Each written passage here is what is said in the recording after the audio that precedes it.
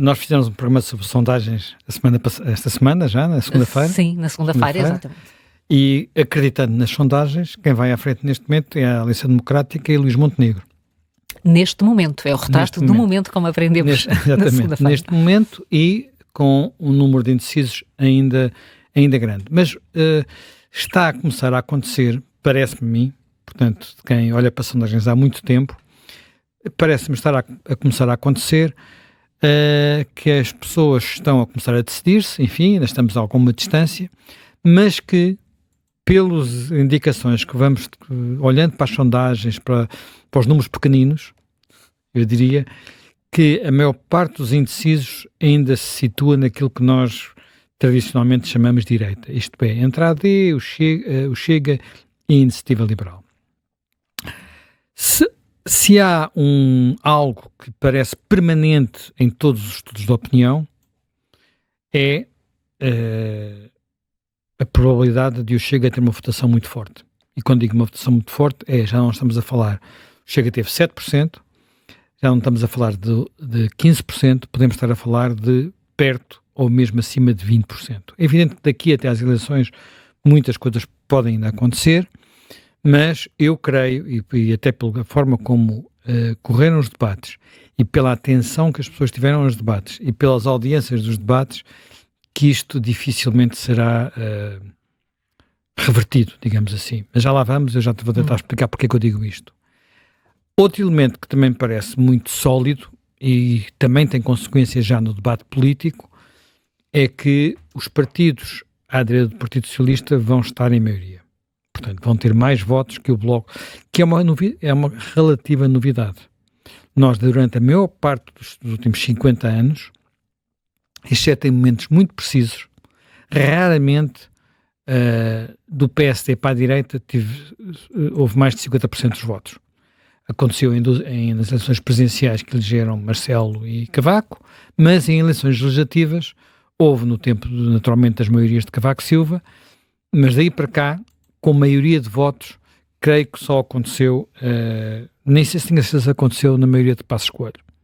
Mas pronto, quase nunca acontecia, portanto acontecia ali 40 e tal por cento, depois dava às vezes para ter maiorias de governo, mas eram maiorias de governo, repara, a AD de Sá Carneiro não tinha mais de 50% dos votos, não teve nunca, nem na primeira vez nem na segunda, portanto isto é algo que é uma novidade no panorama político português e já falamos também um pouquinho mais disso.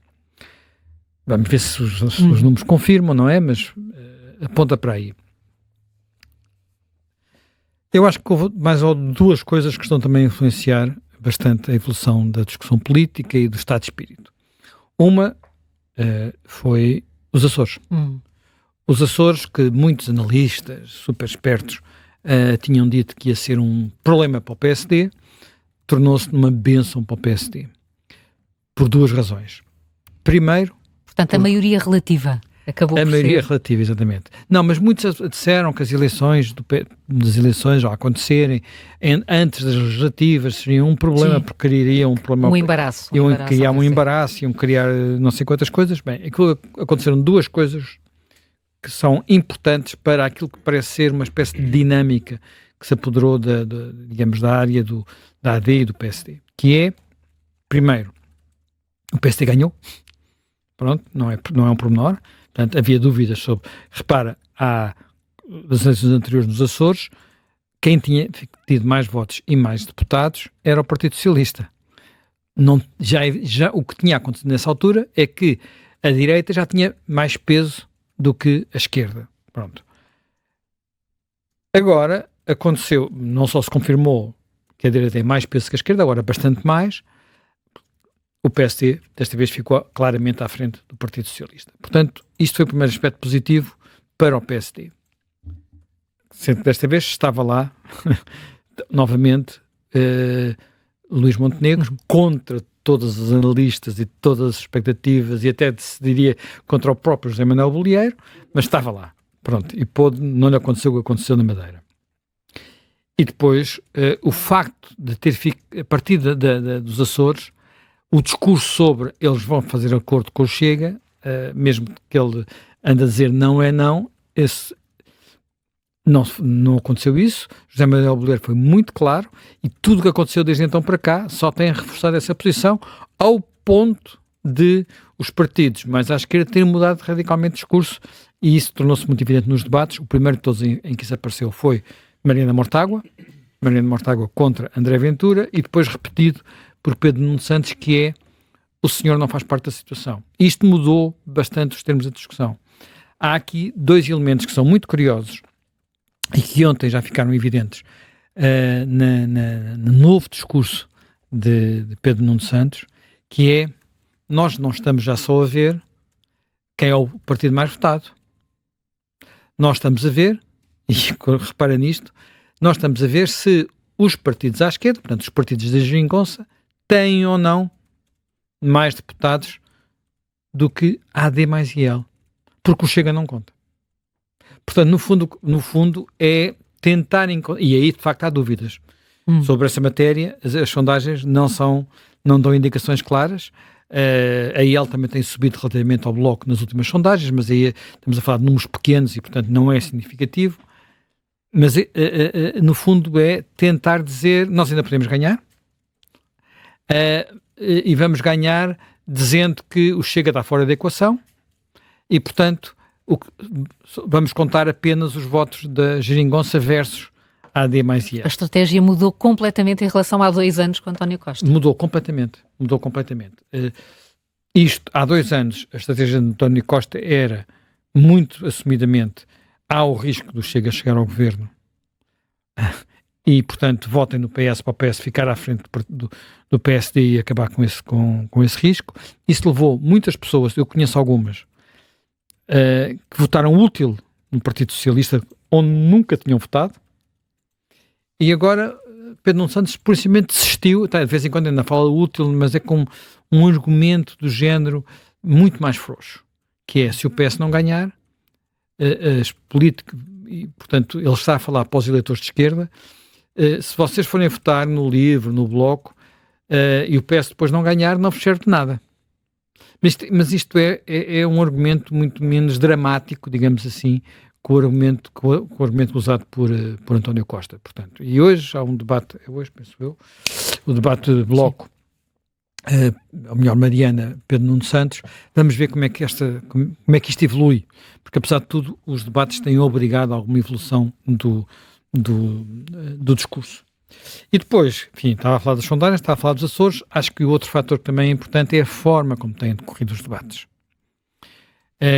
Eu acho que às vezes há uma forma de olhar para os debates que, e designadamente muitos comentadores, eu também sou comentador e portanto também estou neste saco, que é tentar vê-los mais como combate de boxe, a quem nós damos umas notas e no fim, e nós fazemos isso no Observador, portanto, e as pessoas gostam de ver isso e portanto há muitos fãs deste tipo de análises. Eu procuro, na medida do possível, olhar para os debates não de acordo apenas com a prestação tipo combate de boxe, mas tentando ver para que eleitores é que eles estão a falar e se estão ou não a ser eficientes para esse tipo de eleitorado. A eficácia a eficácia da mensagem. E atenção, como nós, comentadores, não somos o eleitor tipo, somos um eleitor muito particular, a dificuldade aqui é pôr-nos nos sapatos de eleitores do Bloco, de eleitores do Chega, de eleitores da IEL, de eleitores do PS, de eleitores do PSD e de indecisos. Sendo que há, de facto, por exemplo, uma das coisas, deixa-me só fazer aqui um parênteses, que é uma coisa que eu acho muito interessante. Hoje aqui o Pedro Jorge Castro falou de que o filho estava a ver debates à 1h da manhã. O filho de 18 anos, que vai votar pela primeira vez. Vai votar pela primeira vez. Eu confirmo que os mais novos estão a interessar-se por política de forma, parece-me, diferente. E com uma vontade de votar que eu não notei, quer dizer que estatisticamente nós verificámos nas eleições nas eleições mais recentes, que não se verificava. Uma das coisas que se dizia sempre é que, por exemplo, o PS tinha vantagem porque estava com uma grande vantagem entre os mais idosos, sobretudo entre os reformados, e depois essas pessoas votam mais, abstêm-se menos, do que os mais novos que tendem a ligar menos à política e a abster-se. Isto era verdade em eleições até há muito pouco tempo, digamos, no século XXI, as últimas eleições deste século. Eu não sei se, vamos ver o que é que acontece, mas meu faro, a minha intuição, aquilo que eu apanho um bocadinho no ar é que isso pode estar a mudar. Não quer dizer que os mais velhos se vão abster, mas parece-me que os mais novos estão com menos vontade de se abster e mais vontade de participar. E isso é um dos elementos que pode entrar pode ter muito peso nas próximas eleições. Muito peso mesmo. Porque, primeiro, com menos de 35 anos, a vantagem dos partidos AD, IL e Chega é brutal, é avassaladora, completamente avassaladora. Só o Bloco é que ainda tem algum peso entre os mais novos, e mesmo assim um peso menor do que qualquer um destes partidos, designadamente os partidos olha, de um partido do campeonato do Bloco, que é a Iniciativa Liberal, e portanto, se houver uma participação elevada nestas camadas, portanto, e vamos verificar se acontece ou não, a desvantagem para os partidos à esquerda é enorme. Aqui, sobretudo, PS e PCP, naturalmente, não é? Há outro partido que também tem importância aqui neste setor, que é o LIVRE. Mas a gente não sabe bem o que é que vai acontecer com o LIVRE ainda. O LIVRE é, digamos, a terceira prova de fogo. O LIVRE já teve um deputado, depois aconteceu com o Joacine, agora tem o Rui Tavares, que é completamente diferente. Mas vamos ver se é suficientemente convincente para ter uma votação expressiva. Há sondagens que o colocam a par do PCP. Seria sísmico, mas mais pelo lado do PCP do que pelo lado do LIVRE, não é? E também, aí nestas contas, estamos a falar que o LIVRE poderá eleger em Lisboa, eventualmente no Porto. O LIVRE é um unicórnio. Eu acho que o LIVRE devia ir àquele encontro das startups. Porque aquilo é um unicórnio. Ao certo, ninguém sabe o que é que o LIVRE... as pessoas não sabem bem o que é que o LIVRE pensa. O que é que o LIVRE propõe. Mas funciona em cada aparição televisiva, é eficaz em debates, gera bem os debates. É um partido fofinho. É um partido fofinho que está a ocupar também, atenção, está a ocupar muito lugar do PAN. Em alguns setores da população. Sim. Não na população mais idosa. Sim, ainda não falaste do PAN. Como é que o PAN fica aí? Sim, já vamos falar. E já vou passar rapidamente para os partidos todos. Sim.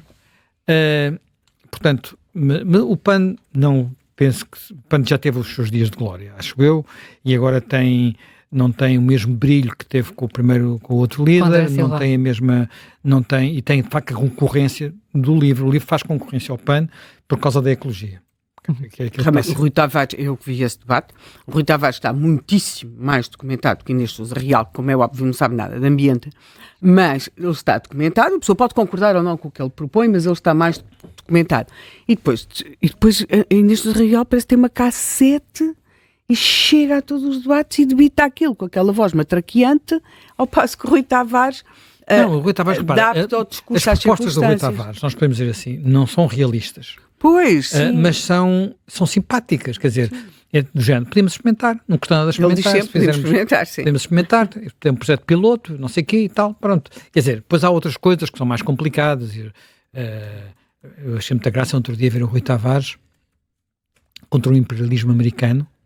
Mas depois quer... Mas ele depois não quer sair da NATO, não é? Portanto, e quer apoiar a Ucrânia. A Ucrânia. Portanto, veio ali, já não sei qual foi o debate, com a Mariana Jucoveu. Sim, com a Mariana. Com a Mariana Mortágua. Portanto, acho que foi ali um momento em que, pressionado pela Ele disse que estava Mariana, contra todos os imperialismos. Não, contra o Raimundo, contra Paulo Raimundo. Disse que estava contra todos os imperialismos. A começar pelo americano. O americano que não foi. Enfim, são... coisas, eu diria, juvenis que lhe vêm são dentro. Coisas redondas, é um discurso redondo. Fofinho. Fofinho. Bem, portanto, nós temos esta evolução, e esta evolução, há um artigo interessante do Henrique Raposo, enfim, não sei se ele tem razão, mas é um artigo interessante do Henrique Raposo no Expresso, em que ele diz que nós podemos estar a assistir a uma mudança, ele não chama o termo sísmico, mas... muito importante no nosso espaço, na nossa política. E o que ele diz é o seguinte: nós tivemos 50 anos em que, de alguma forma, o espaço público e a política foi dominado por partidos de esquerda, porque enfim, vínhamos de uma... Por contraste com o regime anterior, e que agora... e portanto, e por eleitores idosos, que estão, enfim, quem tinha quem não podia ainda votar no 25 de Abril já chegou à idade da reforma. Repara, quem não podia ainda votar no 25 de Abril estava ali nas bordinhas. Eu estou a falar para mim. Sim. Não é? Eu não pude votar nas primeiras eleições, só pude votar nas segundas e já cheguei à idade da reforma. Portanto, isto dá-te uma ideia de como as coisas evoluíram. E ele o que diz é que agora há muitos eleitores novos que conhecem sobretudo a esquerda no poder e que, portanto, estão a trazer uma dinâmica nova para o espaço público. Vamos ver se isso é verdade ou se não. Isto leva tempo, não é? Como tudo que é demografia, leva tempo. Eu lembro, quando estava a ler aquilo, lembro-me de uma conversa que eu tive há muitos, muitos anos com o Paulo Portas, porque o Paulo Portas era de direita, digamos assim, e o irmão, o Miguel Portas, o meu irmão mais velho, que foi um dos fundadores do Bloco, era de esquerda. E eu estava a conversar com ele e eu dei-me muito bem com os dois. Conheci o Miguel primeiro, não é? Porque é mais ou menos a minha idade, o Paulo é bastante mais novo. Bastante, enfim. Para aquelas idades era bastante. Calma.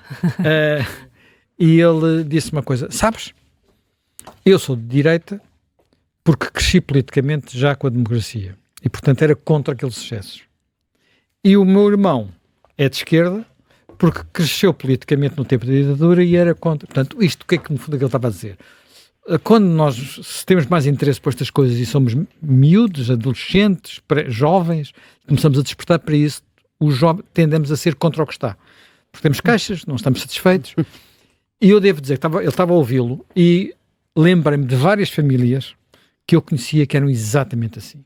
Portanto, os irmãos mais velhos, todos até de extrema esquerda, e os irmãos mais novos, com tendência até para serem quase extrema-direita. Quer dizer, com os anos as coisas equilibraram um bocadinho, mas isto tem a ver um bocadinho com isso. Portanto, temos muitas pessoas a chegar à idade de votar, ou que chegaram lá nos últimos 20 anos, e praticamente só conhecem o Partido Socialista no poder.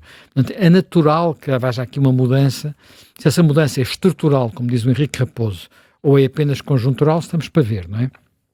Bem, dito isto, só para acabar, porque temos aqui até já a Maria João Avilés, que é a nossa convidada. Bom dia. Relativamente aos debates, eu creio que a expectativa que havia era que, e que as expectativas contam muito, a expectativa que havia é que íamos ter um Pedro Nuno Santos mais forte que um Luís Montenegro, porque era o ar dos tempos, porque é um orador, é um retórica e não sei o que mais, e não está a acontecer isso. Não está a acontecer isso. O contraste entre o debate de Pedro Nuno Santos com Ventura e Luís Montenegro com Ventura, que foi talvez a comparação mais fácil de fazer, em tudo, Luís Montenegro foi melhor do que Pedro Nuno Santos naquela frente a frente. Com Ventura é sempre difícil. Foi melhor, até numa coisa que é, pronto, que é a forma como ele, a cara. São debates em que nós estamos sempre a ver as duas caras, não é? A cara da forma como Montenegro foi reagindo às invectivas de Ventura foi sempre mais agradável e mais certa do ponto de vista trazia mais segurança. Traduzia mais segurança do que Pedro Nuno Santos. Portanto, eu acho que desse ponto de vista, falta agora o debate mais importante de todos, não é? Que é o frente a frente entre os dois. Vamos ver o que é que dá. Até porque ontem ou anteontem, há uma, não resisto a citar, há um antigo candidato a líder do PSD, chamar candidato a líder do PSD é um bocadinho exagerado, porque ele depois nem se chegou a candidatar, porque não conseguiu reunir as assinaturas suficientes, ou uma coisa qualquer assim desse género, que é Miguel Morgado. Miguel Morgado foi deputado, e um deputado competente, foi assessor durante vários anos de Passos Coelho. Ele tem um programa na SIC, e na SIC disse uma coisa que eu acho que é fatal para Pedro Nuno Santos, mas que é muito, eu acho que é muito estranho. Eu estive aqui a tomar nota para citar corretamente. Pedro Nuno Santos não tem jeito para isto, não nasceu para isto. Eu fui candidato a líder, fui deputado, trabalhei como primeiro-ministro e percebi que não tenho o talento, as virtudes, a energia, a concentração, a memória, a capacidade de relacionamento para ser um líder partidário. Eu percebi, mas Pedro Nuno Santos ainda não percebeu, mas vai perceber. E isto é... E depois eu explicava que é, por exemplo, uma das coisas que ele nota é que ele, quando é necessário entrar num assunto em detalhe, falar mais do que 20 ou 30 segundos, ele perde-se e volta a uma retórica gongórica, mas que não é muito eficaz. E nós, quando olhamos para isso, por exemplo, António Costa, que é com quem as pessoas estão a compará-lo, não é? O contraste com António Costa repara, Luís Montenegro está a ser comparado com Rui Rio e ganha pela positiva. Pedro Nuno Santos comparado com António Costa é um susto. Quer dizer, mesmo para onde é todo o Partido Socialista, não é preciso... É um susto, quer dizer, António Costa tinha uma rapidez, um conhecimento dos assuntos, uma capacidade de reação, enfim, também de ser mortal, um controle emocional completamente diferente. E, portanto, acho que isto é das coisas que estão a resultar. Vamos ver agora o que é que acontece nos próximos debates. O 2, com Mariana Mortágua, que é muito importante para Pedro Nuno Santos, e, sobretudo, o de segunda-feira, com Luís Montenegro.